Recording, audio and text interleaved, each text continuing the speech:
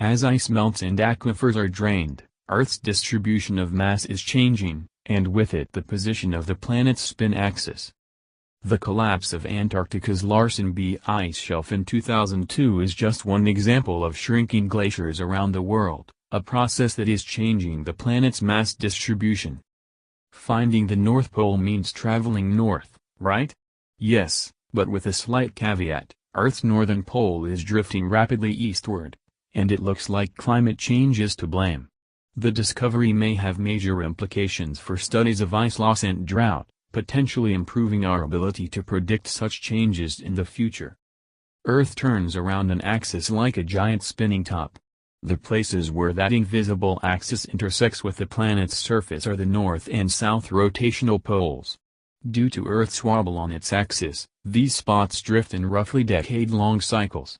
All this motion is a completely separate mechanism from the behavior of the planet's magnetic poles, which also reverse periodically over the course of millions of years.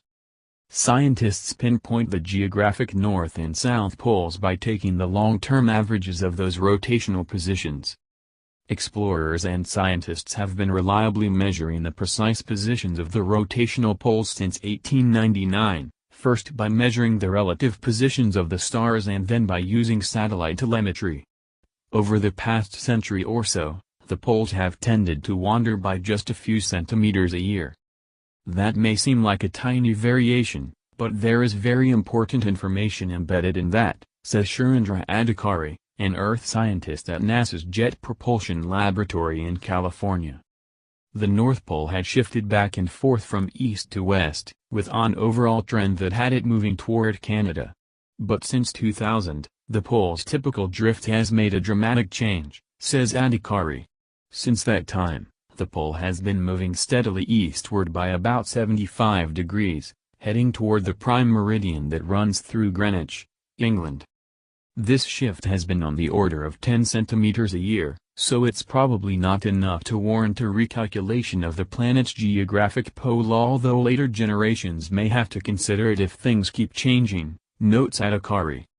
What's most exciting to the scientists is that they can now explain what's actually causing the drift, and that may have significant ramifications on climate science. Ebb and flow. For at least a decade, scientists have suspected that the massive amounts of melting taking place in glaciers around the world could significantly redistribute mass on Earth. That's particularly true when it comes to the huge ice sheets over Greenland and in the West Antarctic.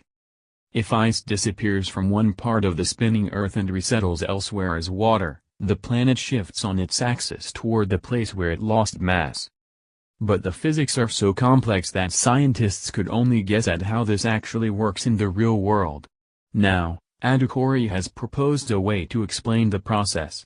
The secret was discovering that it's not just shrinking glaciers that change Earth's mass distribution, as some scientists had thought.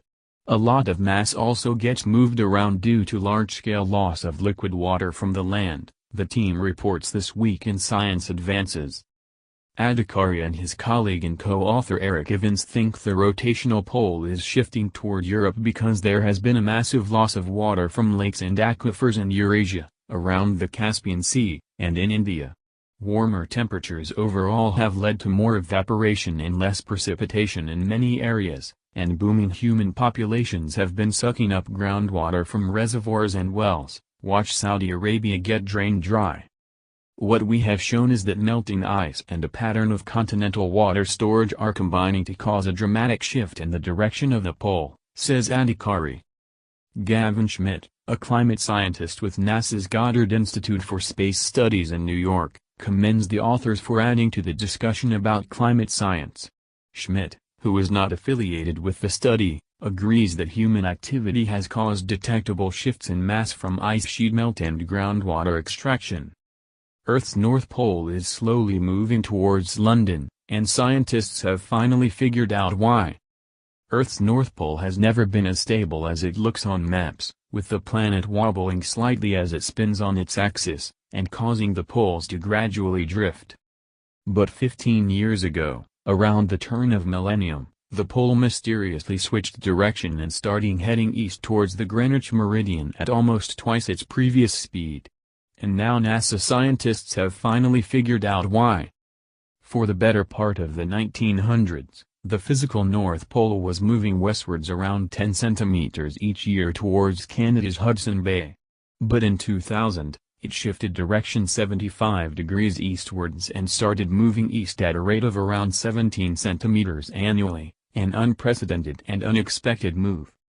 It's no longer moving toward Hudson Bay, but instead toward the British Isles, said one of the researchers, Shurindara Adhikari from NASA's Jet Propulsion Laboratory. That's a massive swing. But if the knowledge that the North Pole is gradually moving towards London is surprising, perhaps slightly less shocking is what's behind the shift. After studying satellite data, the NASA team found that humans are pretty much to blame, due to our influence on the planet's water content. Adhikari and co-researcher Eric Evans used data from NASA's GRACE satellites to see whether water mass across the planet was related to Earth's spin axis, and found an incredibly strong link. In fact, the influence was so large that when they used the changes in land water mass to predict the positions of the North and South Pole between 2003 and 2015, the results perfectly lined up with the real data. This is much more than a simple correlation, said Evans. We have isolated the cause. Before this, it was assumed that water was playing a role in some way, but most of the blame was put on climate change and the melting of the Greenland ice sheet.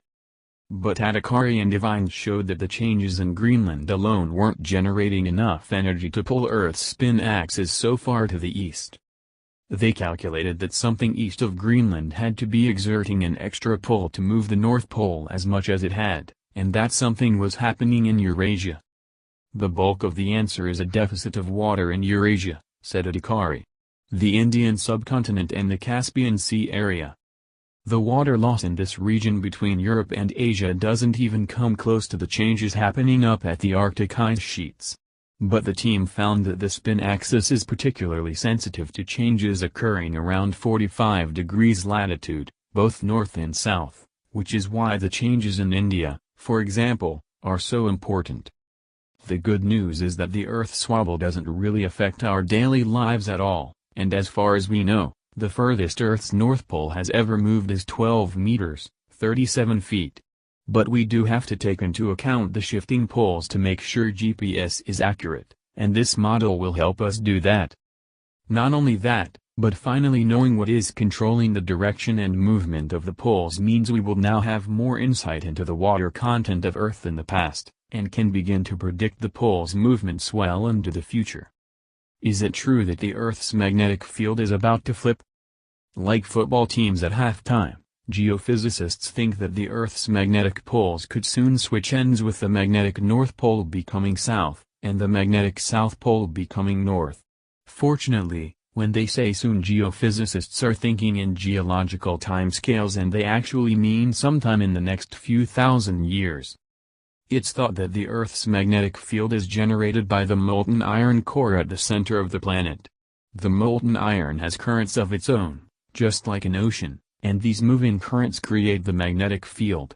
But the currents are not consistent, and the Earth's magnetic field moves around, with the magnetic North Pole currently drifting by about 10 miles a year. Poles flip completely.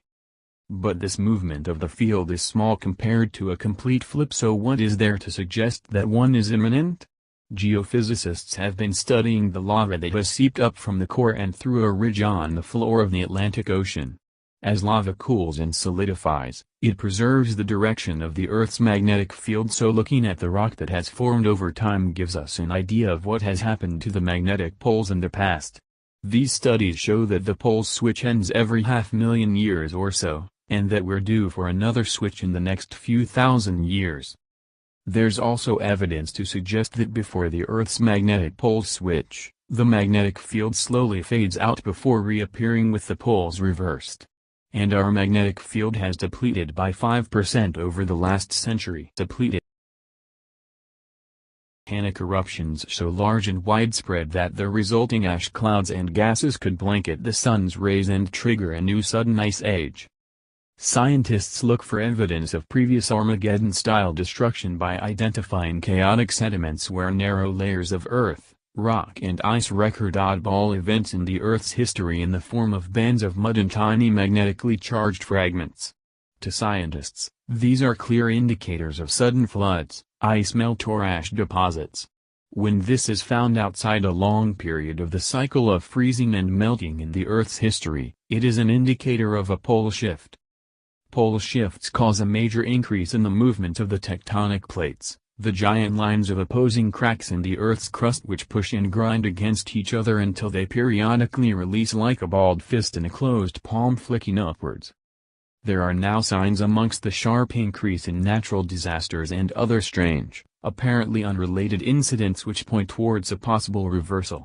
It is widely recognized that magnetic north, that point at the top of the globe which compasses and devices which depend on magnetic navigation rely, is shifting increasingly quickly towards Russia from its current position above Greenland and nearer to Canada. It has moved 400 kilometers in the last decade and is accelerating.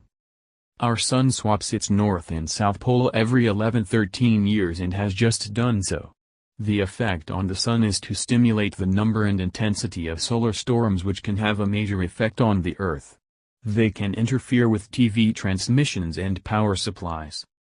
Other signs which might indicate the effects of a magnetic reversal between magnetic north and south are an unprecedented 7 volcanoes which have started to erupt around the world in the last few days, and a major spike of 7.0 magnitude plus earthquakes, almost all of which I have witnessed personally a few days after the event as a documentary maker. The cycle started in Indonesia in 2004 and occurred again very recently in Nepal.